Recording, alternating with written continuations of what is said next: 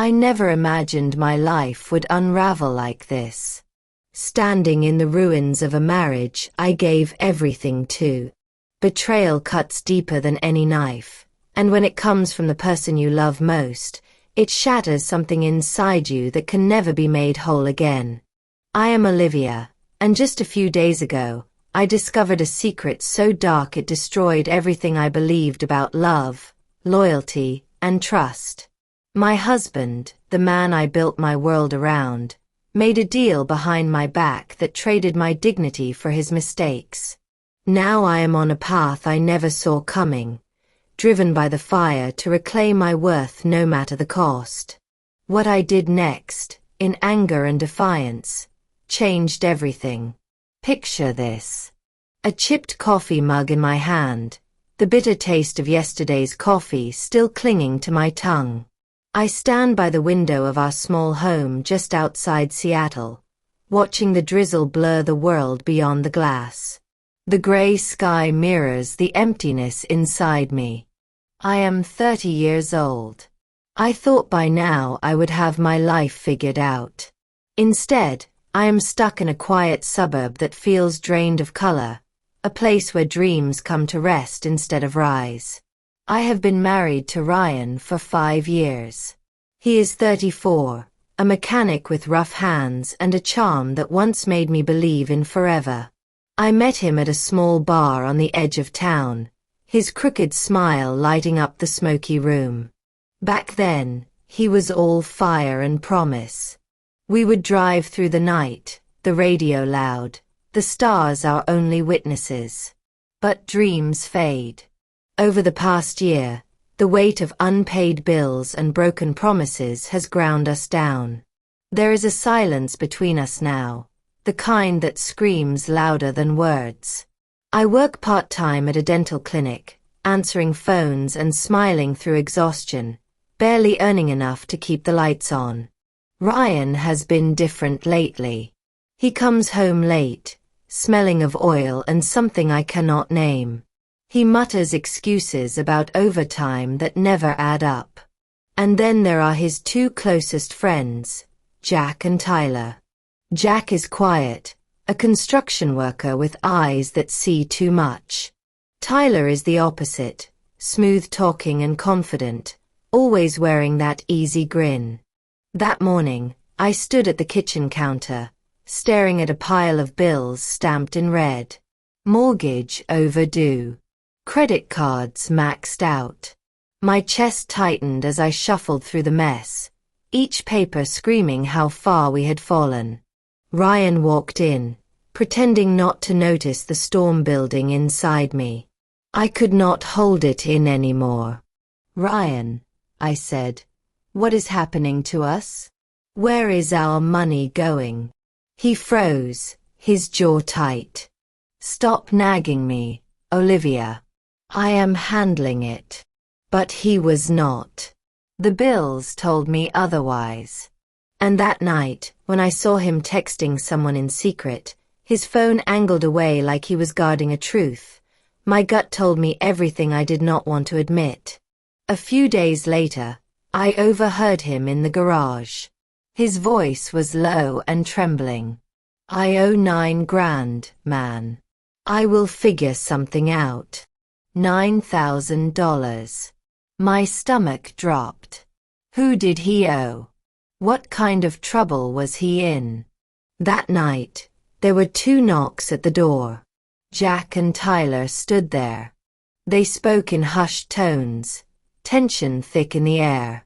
I did not know then that those 2 would become the center of the storm that was coming. The next morning, I demanded the truth. Ryan sat on the couch, a beer in hand, looking like a man cornered by his own lies. "Fine," he muttered. "I borrowed the money from Jack and Tyler. I got into poker. I thought I could win it back. I felt my stomach twist. Gambling. You risked everything for cards." He looked at me, tears in his eyes. "I could not pay them back, Olivia. So I made a deal." "What kind of deal?" I whispered. He looked away, his voice barely a breath. I offered them something I should not have. I thought it would fix everything. That was the moment everything broke. The man who once swore to protect me had used me as a bargaining chip. I walked out that day. The door slammed behind me, but the echo stayed in my chest. I drove for hours, tears blurring the road, the weight of betrayal crushing every thought. Later, Tyler texted me. He said he and Jack wanted to talk. I did not want to see them, but curiosity won. The diner smelled of burnt coffee and regret. I found them in a corner booth. Jack looked ashamed. Tyler could not meet my eyes. "Did you know?" I asked. "Did you agree to his deal?" Jack shook his head. "We knew he was desperate. We never planned to take it that far." I believed them, or maybe I just needed to. But as I looked at them, a cold realization hit me. Ryan had destroyed everything, and I was the only one left standing. Something inside me hardened that day. I told them, if Ryan thought I was powerless, maybe it is time to show him what he has really lost. They exchanged uncertain looks, but I did not care. For once, I was not the victim. In the weeks that followed, I stayed away. I found clarity in the silence, pain sharpening into resolve. I was not going back to that house or that man. When I finally returned to pack my things, Ryan was there, disheveled and desperate. "Olivia, please," he said. "I did not mean for this to happen. I was desperate. I love you." I looked at him and saw a stranger. "I am done, Ryan. I know what you did. There is nothing left to fix." I packed quietly, my movements calm and deliberate. For the first time in years, I felt in control. I left that house without looking back. His pleading voice faded behind me, swallowed by the sound of the door closing for the last time. The next day, I filed for divorce. It was painful but freeing, cutting the final thread that tied me to a life built on lies. Now I live in a small apartment across town. The view is not much, just rooftops and rain clouds, but it is mine. Sometimes I still think about the woman I was before all of this. The one who believed love could conquer anything. But I am learning something new. Love without respect is just a slow kind of destruction. So here I am, rebuilding, redefining, and refusing to be traded for anyone's mistakes ever again. If you were in my place, what would you have done? Could you ever forgive a betrayal that deep, or would you walk away too?